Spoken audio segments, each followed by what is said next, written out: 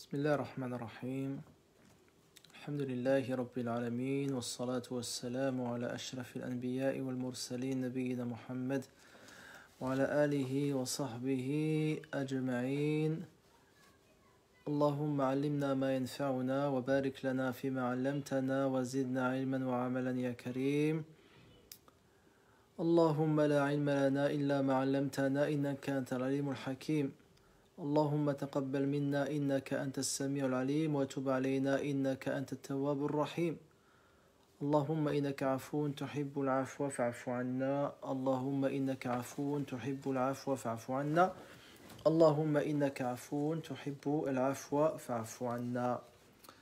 Donc on continue avec les hadiths de Sahih al-Imam al-Bukhari rahimahullah dans son livre As-Sahih Kitab Fada'il al-Qur'an, donc les vertus du Coran. Et nous étions arrivés à Bab Nuzul al-Sakinati wal-Malaikati inda qira'ati al-Qur'an.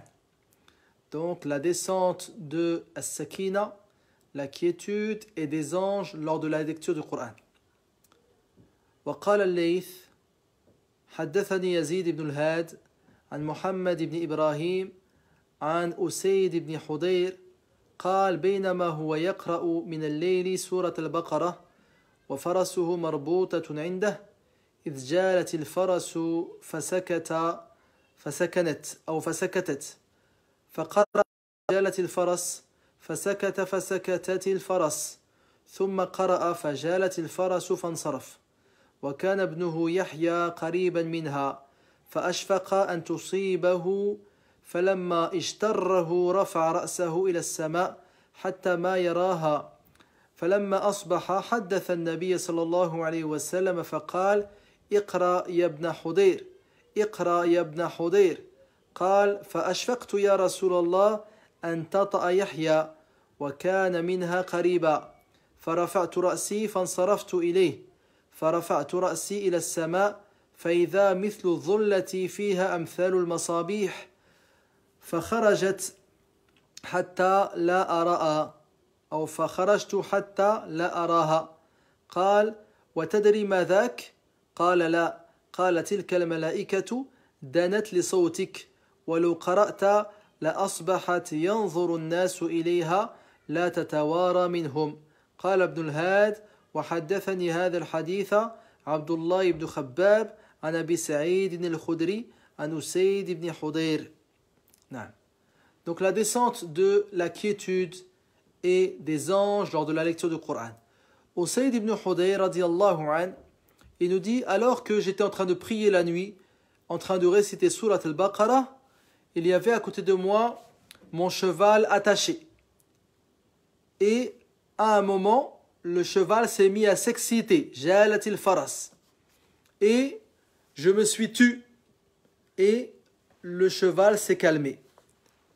J'ai recommencé à lire et le cheval s'est excité. Et je me suis tu et le cheval s'est calmé. Et j'ai recommencé à lire et le cheval s'est excité. C'est à ce moment-là que je suis sorti de la prière. Car il y avait mon fils Yahya, donc proche du cheval. Et j'ai eu peur que le cheval, en s'excitant, ne touche mon fils Yahya. Donc lorsqu'il a pu tirer son fils Yahya proche de lui, il a levé son regard vers le ciel.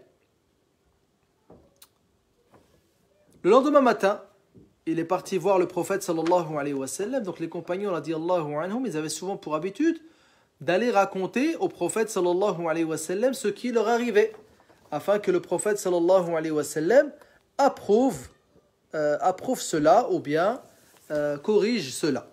Donc il est parti voir le prophète sallallahu alayhi wa sallam et lui a dit Ya Rasulallah, voilà ce qui m'est arrivé hier. Je lisais le Coran et mon cheval s'est excité. Et à la fin, j'ai levé mes yeux vers le ciel pour voir ce qui se passait. Et le prophète lui a dit Iqra ya ibn Hudayr, Iqra ya ibn Hudayr, tu aurais dû continuer à réciter. Il lui a dit Ya Rasulallah, j'ai eu peur pour mon fils Yahya, car il était proche du cheval. Et j'ai levé ma tête vers le ciel. فَإِذَا مِثْلُ ظُلَّةِ فِيهَا أَمْثَالُ الْمَصَابِيحِ.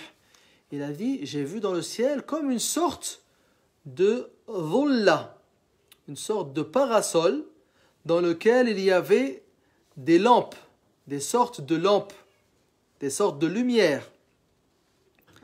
Et je suis parti afin de ne pas voir cela. Le prophète sallallahu alayhi wa sallam lui a dit, وَتَدْرِي مَذَاكَ, sais-tu ce qu'est cette sorte de parasol avec des lumières? Je lui ai dit là, قَالَ تِلْكَ الْمَلَائِكَةُ دَانَتْ لِصَوْتِكَ. Ce sont les anges qui se sont approchés pour écouter ta voix. وَلَوْ قَرَأْتَ لَأَصْبَحَتْ يَنْظُرُ النَّاسُ إِلَيْهَا. Si tu avais continué à lire, les anges n'auraient cessé de se rapprocher et les gens auraient pu voir les anges. لَا تَتَوَارَ مِنْهُمْ, sans que les anges ne se cachent des gens. Donc ce qui nous intéresse ici surtout, c'est que donc les anges descendent pour écouter la lecture de ce compagnon, Usayd ibn Hudayr, qui était connu pour avoir une très belle voix, radiyallahu anhu. Ceux qui ont expliqué ce hadith, ils ont dit, c'est la preuve que les anges peuvent apparaître aux gens dans certaines occasions. Ils peuvent apparaître surtout aux gens qui ont une foi très forte, comme c'était le cas ici pour Usayd ibn Hudayr radiyallahu anhu. Donc les anges, القراءة القرآن والمداومة على تلاوة القرآن سبب لنزول الرحمة. Donc le fait de beaucoup réciter le Coran al-Karim, donc c'était pas la première fois qu'il récitait, c'est une cause de descente de miséricorde d'Allah Azza wa Jal et de présence des anges. Et plus précisément, Surat al-Baqarah, il y a des cimetières, des demeures où le Coran n'est jamais récité. Walillahi alhamd, cette année, avec le Covid-19, les gens ont été forcés de donner vie à leur foyer. Donc avant, malheureusement, il y a beaucoup de gens, alhamdoulilah, qui font la prière, mais toutes leurs prières se font à la mosquée. Toutes leurs lectures du Coran se font à la mosquée. Et il n'y a aucune part pour cela à la maison. Alors que le prophète sallallahu alayhi wa sallam, c'est pour cela qu'il dit خَيْرُ صَلَاةِ الْمَرْءِ فِي بَيْتِهِ إِلَّا الْمَكْتُوبَةِ. La meilleure prière pour l'homme, c'est la prière accomplie à la maison, sauf la prière obligatoire. Toutes les nawafil, les prières surrogatoires avant ou après les prières obligatoires, salat al-duha, qiyam al-layl, al-shafa' ou al-witr, tout cela doit se faire à la base à la maison, afin que nos maisons ne soient pas telles des cimetières. Pareil pour la lecture du Coran al-Karim, pareil pour la prière nocturne, tout cela doit se faire à la maison. Donc lui, il était en train de réciter chez lui, Surat al-Baqarah. Et les anges se sont rapprochés pour écouter sa lecture, radiyallahu anhu. ثم قال رحمه الله باب من قال لم يترك النبي صلى الله عليه وسلم إلا ما بين الدفتين. Bab, donc chapitre de celui qui dit que le prophète sallallahu alayhi wa sallam n'a rien laissé à part ce qu'il y a بين الدفتين. الدفة بمعنى اللوح. Donc c'est une planche. Donc à l'époque, le Coran al-Karim était préservé entre deux planches. Donc lorsqu'on entend بين الدفتين, c'est-à-dire tout ce qu'il y a comme Coran de Al-Fatiha jusqu'à Surat An-Nas. قال الإمام البخاري حدثنا قتيبة بن سعيد قال حدثنا سفيان عن عبد العزيز بن رفيع قال دخلت أنا وشداد بن معقل على ابن عباس رضي الله عنهما فقال له شداد بن معقل أترك النبي صلى الله عليه وسلم من شيء قال ما ترك إلا ما بين الدفتين قال ودخلنا على محمد بن الحنفية فسألناه فقال ما ترك إلا ما بين الدفتين. Donc, Abdelaziz ibn Rufi', il nous dit, je suis entré avec Shaddad ibn Ma'qil, voir Abdullah ibn Abbas. Donc, ils sont rentrés à deux, voir Ibn Abbas pour lui poser une question, en lui disant, est-ce que le prophète sallallahu alayhi wa sallam a laissé comme Coran autre que ce qu'il y a entre Ad-Daffatain, c'est-à-dire ce qu'a réuni Uthman ibn Affan radiyallahu an. Et Ibn Abbas a dit là, ma taraka illa ma bayna ad-daffatin. Il a laissé que ce que l'on connaît comme Coran entre les deux planches ad-daffatin, ce qu'il y a entre Al-Fatiha et Surat An-Nas. Ensuite, ils sont partis voir Muhammad ibn al-Hanafiya radiyallahu an, qui est le fils de Ali ibn Abi Talib. Ils lui ont posé la même question. Ataraka an-Nabi sallallahu alayhi wa sallam min shay. Il lui a dit ma taraka illa ma bayna ad-daffatin. Il n'a laissé que ce qu'il y a entre les deux planches, c'est-à-dire le Coran que l'on connaît à l'heure actuelle.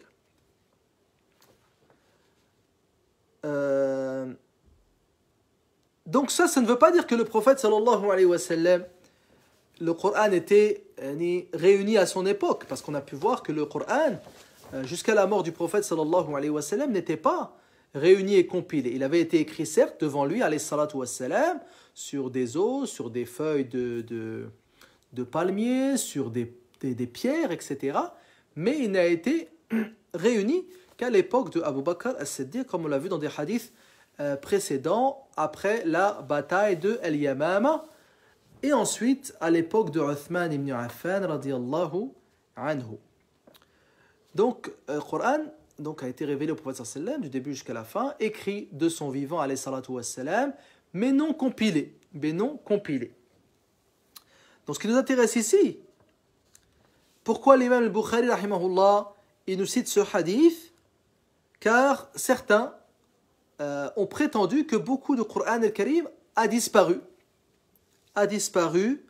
lorsque ceux qui mémorisaient le Coran donc sont décédés, surtout après la bataille de Al-Yamama, où plus de 70 parmi Hamalat Kitabillahi sont descendus. Et donc certains également ont prétendu qu'il y avait des versets qui ont disparu, certains versets où le prophète sallallahu alayhi wa sallam aurait recommandé Ali ibn Abi Talib radiyallahu anhu comme calife après lui et non Abu Bakr as-Siddiq radiyallahu anhu, donc qui est les prétentions et les affubulations de l'islam chiite. Et ce hadith est très intéressant car ceux qui disent ma taraka an-nabi sallallahu alayhi wa sallam illa ma bayna ad-daffatin, c'est Ibn Abbas, donc le cousin de Ali ibn Abi Talib, et Muhammad ibn Hanafiya, qui est le fils de Ali ibn Abi Talib. Donc ces deux qui font partie de la famille du prophète sallallahu alayhi wa sallam, des proches de Ali ibn Abi Talib, eux-mêmes ils disent que tout ce que vous voyez ben ad-daffatin, ben al-Fatiha et Surat An-Nas, c'est ce que le prophète sallallahu alayhi wa sallam a laissé. C'est ce que le prophète sallallahu alayhi wa sallam a laissé. Donc toutes les affubulations qui disent qu'il y avait des versets où le prophète sallallahu alayhi wa sallam, Allah azza wa jalla, lui aurait recommandé Ali ibn Abi Talib comme calife après lui et que il se serait fait voler le pouvoir, etc. Tout ça c'est des affubulations. Abu Bakr as-Siddiq wa awla bil khilafa, c'est celui qui mérite le plus d'être calife après le prophète sallallahu alayhi wa sallam, et les signes à cela sont très grands. Déjà premièrement, c'était le compagnon du prophète sallallahu alayhi wa sallam pendant l'hijra. C'est le premier homme qui a cru en l'islam. C'est également celui à qui le prophète sallallahu alayhi wa sallam il a confié de guider la prière lorsqu'il était malade à la fin de sa vie. Tous ces signes-là prouvent que Abu Bakr est celui qui mérite le plus al-khilafa. Également, pendant la vie du prophète sallallahu alayhi wa sallam, les compagnons, ils disaient, le meilleur d'entre nous c'est Abu Bakr, ensuite c'est Omar, ensuite c'est Uthman, et le prophète sallallahu alayhi wa sallam, il entendait cela, wa kana yaskut, il ne disait rien, il approuvait alayhi salatu wa salam, il approuvait alayhi salatu wa salam, et même Ali ibn Abi Talib a prêté allégeance à Abu Bakr as-Siddiq. Il n'y a pas eu de personnes qui ont refusé de prêter allégeance à Abu Bakr as-Siddiq lorsque donc il lui a été porté allégeance fi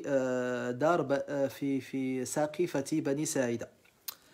Il nous dit ensuite rahimahullah bab fadl al-Qur'ani ala sa'il al-kalam, donc la vertu du Coran par rapport à toutes les autres paroles.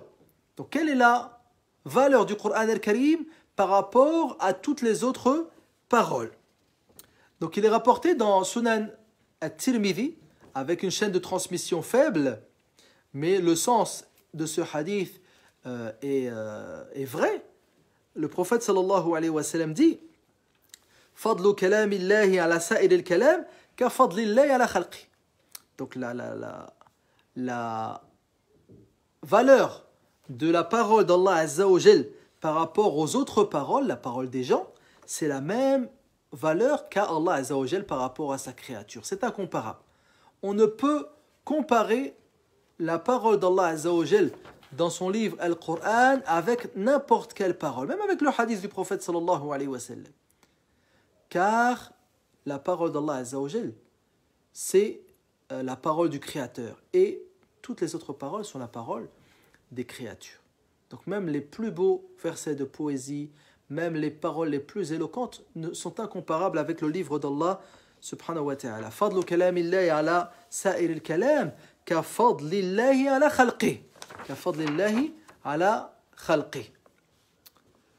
Le hadith qu'il a cité l'imam Bukhari ensuite, il nous dit حدثنا هدبة بن خالد أبو خالد قال حدثنا همام قال قتادة قال حدثنا أنس بن مالك عن أبي موسى الأشعري رضي الله عنه عن النبي صلى الله عليه وسلم أنه قال مثل الذي يقرأ القرآن كالأترجة طعمها طيب وريحها طيب والذي لا يقرأ القرآن كالتمرة طعمها طيب ولا ريح لها ومثل الفاجر الذي يقرأ القرآن كمثل الريحانة ريحها طيب وطعمها مر ومثل الفاجر الذي لا يقرأ القرآن كمثل الحنظلة طعمها مر ولا ريح لها. Abu Musa al-Ash'ari radiyallahu an, il nous dit que le prophète sallallahu alayhi wa sallam a dit le croyant, ou bien celui qui récite le Coran, il est semblable à al-utrujja. Al-utrujja, c'est un fruit parmi les himdiyat, parmi les fruits, les oranges, les citrons, etc. Ça s'appelle en français le cédra. Ça s'appelle en français le cédra. Al-utrujja, c'est le cédra. Ta'muha tayyib wa rihuha tayyib. Donc, son goût est bon et son odeur est bonne. Donc, celui qui lit le Coran, il est semblable à al-utrujja. Donc, il a un bon goût et donc c'est ta'am. Le prophète sallallahu alayhi wa sallam, il a comparé le goût à l'iman et l'odeur à la lecture du Coran. Donc, il a une bonne odeur et un bon goût. Donc, il a un bon goût qui est donc la foi et il a une bonne odeur qui est la lecture du Coran. Donc, celui qui lit le Coran, le croyant qui lit le Coran, il est semblable à al-utrujja. Donc, il a bonne odeur et bon goût. Et le croyant qui ne récite pas le Coran, il est semblable à une date. C'est-à-dire, ta'muha tayyib, il a un bon goût, mais il n'a aucune odeur. Donc, les dates, si vous les sentez, ça n'a aucune odeur. Mais lorsque vous les goûtez, ça a un bon goût. Al-fajir, donc dans une autre version, al-munafiq, l'hypocrite qui lit le Coran, il est semblable à al-rayhana, le basilic. Donc le basilic, ça a une bonne odeur. Mais si tu le manges, c'est amer. Ici, c'est l'inverse. Donc ça a un mauvais goût, mais une bonne odeur. Et l'hypocrite qui ne lit pas le Coran, il est semblable à al-hanzala, la coloquine. Donc c'est comme une sorte de petite pastèque qui pousse par terre. Ta'muha mur wa la riha laha. Ça n'a pas d'odeur et ça a un goût amer. Donc voilà l'image que le prophète sallallahu alayhi wa sallam donne aux croyants et à l'hypocrite. Donc le croyant, s'il lit le Coran, il est semblable à al-utrujja, au cédra, une sorte de citron orange. Donc ça a une bonne odeur et un bon goût. Donc le prophète sallallahu alayhi wa sallam, il a cité al-utrujja. Ce n'est pas par hasard, car al-utrujja est un fruit duquel on tire beaucoup de bénéfices. Par exemple, les gens, ils se soignent avec la peau du cédra. Les gens, ils se soignent avec la peau du cédra. Également, ils sortent de l'huile de ces pépins, des pépins de cédra. Et certains ils disent que une maison dans laquelle il y a un cédra, al-shaytan yafir. Donc c'est comme le Coran al-Karim. C'est comme le Coran al-Karim. Donc le Coran est récité dans une maison, surtout surat al-Baqarah, le diable s'enfuit. Pareil pour une maison dans laquelle il y aurait al-cédra. Pareil, ghilafu habbihi abyad fanasaba qalbul mu'min. Donc le pépin, il a une sorte de pellicule autour de pépin qui est blanche, comme le cœur du croyant. Comme le cœur du croyant. Donc voilà pourquoi le prophète sallallahu alayhi wa sallam, il a choisi le cédra plutôt qu'un autre fruit. Donc il y a plein de fruits dont at-ta'mu tayyib wa ar-rih tayyib, dont le goût est bon et l'odeur est bonne. Mais le prophète sallallahu alayhi wa sallam, pour tous les bienfaits du cédra, il a choisi celui-ci plutôt que par exemple at-tuffah ou bien al-mouz ou bien il a choisi le cédra alayhi salatu wassalam. Donc également pour inciter le croyant à réciter le Coran al-Karim. Pour inciter le croyant à réciter le Coran al-Karim. Donc le goût c'est la foi. Donc ça ne part pas. Ça augmente, ça descend mais ça reste. Aslul iman yabqa. La base de la foi reste. Donc at-ta'am il restera. Mais en plus d'avoir un bon goût, il faut avoir une bonne odeur. Et cette bonne odeur, tu l'auras grâce à la lecture du Coran al-Karim. Et le croyant qui a la foi, mais il ne lit pas le Coran, il est semblable à une date.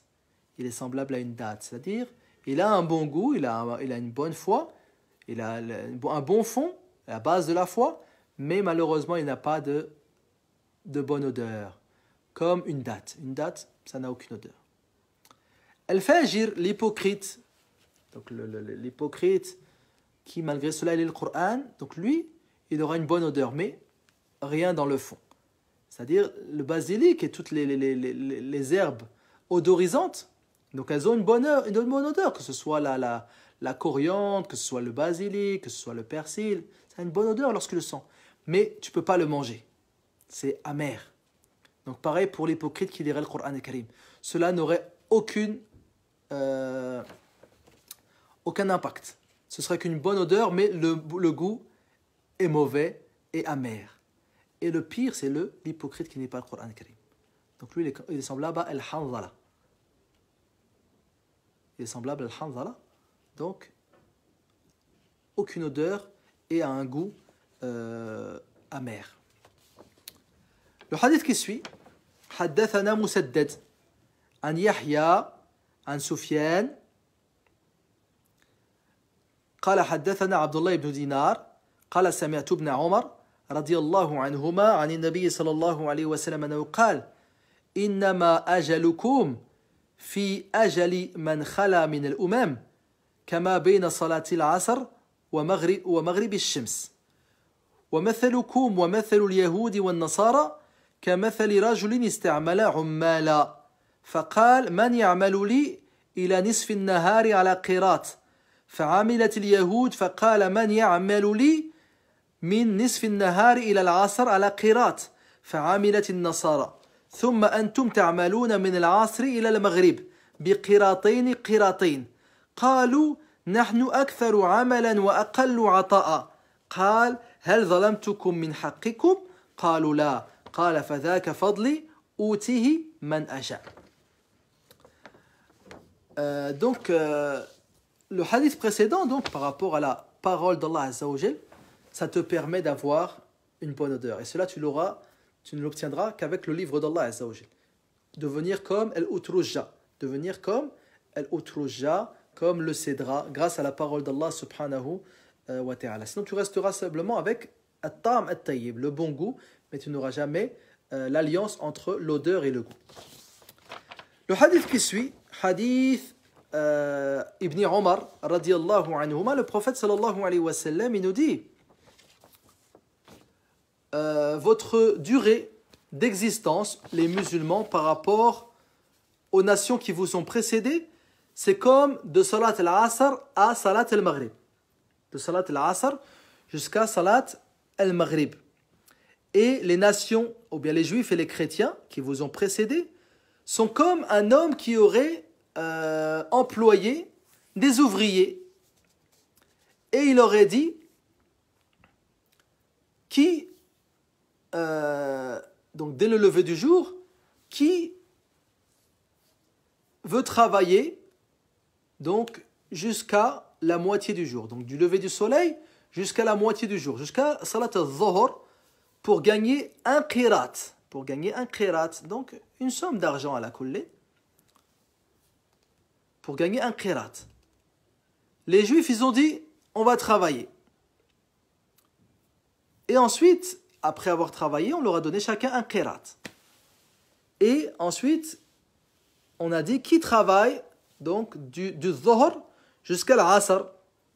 Les chrétiens, ils ont dit nous, on travaille du Dhuhr jusqu'à l'Asr. Et ils ont reçu également un qirat, chacun. Et vous les musulmans, vous avez travaillé de l'Asr jusqu'au Maghrib pour qiratain, pour 2 qirats. Et les juifs et les chrétiens, ils ont dit nahnu aktharu amalan wa aqallu ata'an. Les juifs et les chrétiens, ils disent alors, ya Allah, on a travaillé plus. Donc les juifs, ils ont travaillé du lever du soleil jusqu'au Dhuhr. Les chrétiens, de Dhuhr jusqu'à l'Asr, ils ont reçu un qirat seulement. Et les musulmans, de l'Asr jusqu'au Maghrib, en recevant qiratain. En recevant qiratain. Et Allah Azza wa Jalla leur dira Hal zalamtukum min haqqikum shay'an? Est-ce que j'ai été injuste avec vous? Ils diront non. Et Allah Azza wa Jalla dira Fadhaka fadli utihi man asha. C'est ma faveur que je donne à qui je veux. Donc, par exemple, la lecture du Coran al-Karim, en lisant le Coran al-Karim, vous aurez une récompense supérieure même que pouvaient avoir les juifs et les chrétiens en lisant At-Tawrat ou l'Injil. Donc dans le hadith de Abdullah ibn Mas'ud, comme dans As-Sunan, Man qara'a harfan min kitabillahi falahu bihi hasanah wal hasanatu bi 'ashri amthaliha la aqulu alif lam mim harf walakin alifun harf wa lamun harf wa mimun harf. Donc celui qui lit une lettre du livre d'Allah Azza wa Jal, il aura une hasana qui sera multipliée par 10. Je ne dis pas que alif lam mim est une seule lettre, mais alif est une lettre, lam est une lettre, mim est une lettre. Qu'il veut de sa grâce subhanahu wa ta'ala. Donc c'est pour ça que le musulman, il remercie Allah Azza wa Jal nuit et jour d'avoir fait de lui un membre ou un fidèle ou un adepte de la communauté de Muhammad alayhi salatu wassalam. Donc les vertus et les bienfaits d'Allah Azza wa Jal sur cette communauté sont immenses. Déjà dans la facilité de cette religion et même dans la récompense que recevra le musulman grâce à ses actes. Bab al-wasiyyati bi kitabillahi azza wa jal. Donc la recommandation du livre d'Allah azza wa jal. حدثنا محمد بن يوسف قال حدثنا مالك بن مغول قال حدثنا طلحة قال سألت عبد الله بن أبي أوفى أوصى النبي صلى الله عليه وسلم أوصى النبي صلى الله عليه وسلم فقال لا فقلت كيف كتب على الناس الوصية أمر بها ولم يوصي قال أوصى بكتاب الله. Donc Talha rahimahullah, il a demandé à Abdullah ibn Abi Awfa radiyallahu anhu, donc le compagnon, est-ce que le prophète sallallahu alayhi wa sallam a fait un testament au moment de sa mort? Abdullah ibn Abi Awfa a dit là. Et Talha lui a dit comment est-ce possible? Et il est demandé aux musulmans de faire un testament avant de mourir, de léguer ce qu'ils veulent léguer autre que l'héritage, et le prophète sallallahu alayhi wa sallam n'a pas fait de testament. Et Abdullah ibn Abi Awfa lui a dit Awsa bi kitabillah.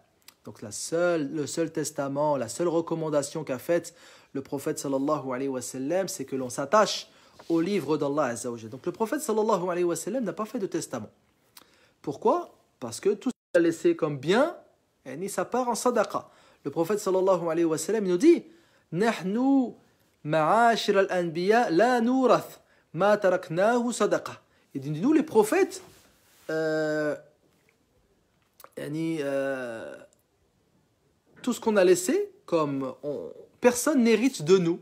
Personne n'hérite de nous, nos enfants n'héritent pas de nous. Tout ce qu'on laisse, ça part en sadaqa pour les nécessiteux. Donc le prophète sallallahu alayhi wa sallam, personne n'hérite de lui, donc il ne laisse rien. Il n'a rien à laisser en héritage, ni à écrire pour léguer les biens qu'il a laissés alayhi salatu wassalam. Donc c'est ça la réponse de Abdullah ibn Abi Awfa. Ni par rapport à ses biens, ni encore plus par rapport aux affabulations de l'islam chiite qui prétendent que le prophète sallallahu alayhi wa sallam donc aurait recommandé à Ali comme calife après lui. Donc par rapport à celui qui devait être le calife après lui, et comme on a vu, les signes qu'a donné le prophète sallallahu alayhi wa sallam sont très clairs par rapport à Abu Bakr as-Siddiq radiyallahu anhu. La recommandation du livre d'Allah azza wa jal, c'est le fait de s'attacher au livre d'Allah subhanahu wa ta'ala, le fait de le mettre en pratique, le fait de considérer le livre d'Allah azza wa jal comme un guide, hudan lil muttaqin, comme une législation, sharia, pour chaque musulman et chaque musulmane à travers le monde. Donc s'attacher au livre d'Allah azza wa jal, de le mettre en pratique, d'appeler au livre d'Allah azza wa jal, de chercher la guérison par le livre d'Allah azza wa jal, de prendre le Coran comme juge dans nos affaires de tous les jours. Donc c'est ça, at-tamassuk bi kitabillah, l'attache au livre d'Allah azza wa jal, l'i'tisam bi kitabillah, le fait d'être proche du livre d'Allah azza wa jal et de s'y attacher. Il y en a qui vont dire, où est la sunna dans cela? La sunna, l'amal bis sunna min muqtada kitabillah. Donc le fait de mettre en application la sunna, cela fait partie de l'application du Coran al-Karim. Allah azza wa jalla ne dit-il pas wa ma atakumur rasulu fakhudhu, ce que le prophète sallallahu alayhi wa sallam vous apporte, mettez-le en application ou prenez-le. Laqad kana lakum fi rasulillahi uswatun hasana. Vous avez dans le prophète un exemple à suivre. Donc la mise, il n'y a pas de contradiction entre at-tamassuk bi kitabillah wa al-amal bis sunnah. Donc lorsque tu es lié au Coran al-Karim, attaché au Coran al-Karim, tu mets en application le Coran al-Karim, tu mettras forcément en application la sunna du prophète sallallahu alayhi wa sallam, car cela est présent dans le Coran al-Karim. Man yuti'ir rasul faqad ata'a Allah wa ati'u Allah wa ati'u ar-rasul ya ayyuhalladhina amanu ati'u Allah wa ati'u rasulahu. Donc ati'u Allah wa rasulahu wa la tawallu anhu wa antum tasma'un. Donc il n'y a pas de contradiction entre tout cela. L'attachement au Coran al-Karim, c'est l'attachement au livre d'Allah azza wa jal et à la sunna du prophète alayhi salatu wassalam. نكتفي بهذا. بارك الله فيكم على حسن الاستماع والحضور. أسأل الله تعالى أن يجزيكم خير الجزاء وأن يتقبل منا ومنكم الصيام والقيام وصالح الأعمال. اللهم إنا نسألك أن تكتبنا جميعا في هذا الشهر الكريم من المقبولين. اللهم اكتبنا واجعلنا من المقبولين ولا تجعلنا من المحرومين. اللهم اعتق رقابنا من النار. اللهم اعتق رقابنا من النار. اللهم اكتبنا من عتقائك من النار يا رب العالمين.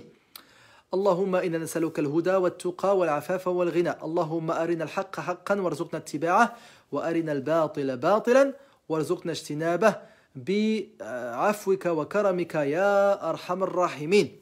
اللهم اغفر لنا ولوالدينا ولوالديهم ولجميع المسلمين. أيها الإخوة الكرام والأخوات الكريمات. Donc par rapport on réitère les informations que l'on a citées à 13h lors du rappel du vendredi. Par rapport à Zakat al-Fitr, barakallahu fikum, vous pouvez la payer en ligne via une cagnotte Cotisup, ou soit la déposer directement à la mosquée. Donc le montant, comme depuis l'année dernière, c'est 7 € par personne dans le foyer, par personne musulmane dans le foyer. Même un bébé qui naîtrait avant, on va dire, avant le début de Laylat l'Eid, et doit donner zakat al-fitr, on doit donner zakat al-fitr pour lui. Donc soit en main propre à la mosquée, donc il y a une permanence donc de 10h jusqu'à 20h à la mosquée, alhamdoulilah c'est ouvert, et soit en ligne sur la collecte Cotisup. Donc vous pouvez, et cette zakat sera reversée aux nécessiteux avant la prière de l'Aïd, Inch'Allah tabaraka wa ta'ala. Également, n'oubliez pas la mosquée, barakallahu fikoum. Donc, il faut avoir cette conscience que la mosquée donc, est fermée et toute la générosité des fidèles que l'on pouvait avoir le vendredi ou bien même pendant le Ramadan, tout cela est interrompu. Donc, on n'oublie pas la mosquée. On peut faire des dons à la mosquée directement, main à main par la permanence, ou soit en faisant un virement vers le compte de la mosquée. Par rapport au lycée musulman, barakallahu fikoum, on n'oublie pas également ce noble projet qui est notre projet à tous. On voudrait concrétiser, donc, avoir sur Creil une primaire déjà ouverte, donc, alhamdulillah, un collège déjà ouvert, wallah alhamd, maintenant un lycée. Donc, nous avons le terrain, wallah alhamd, grâce à Allah Azza wa Jal et grâce à votre générosité. Et on voudrait donc finaliser cela, barakallahu fikoum. Donc on a besoin de l'aide d'Allah subhanahu wa ta'ala avant tout et ensuite de votre générosité. N'oubliez pas le lycée. N'oubliez pas le lycée. Donc avant, on avait fixé des participations individuelles depuis plusieurs années à l'ordre de 500 euros.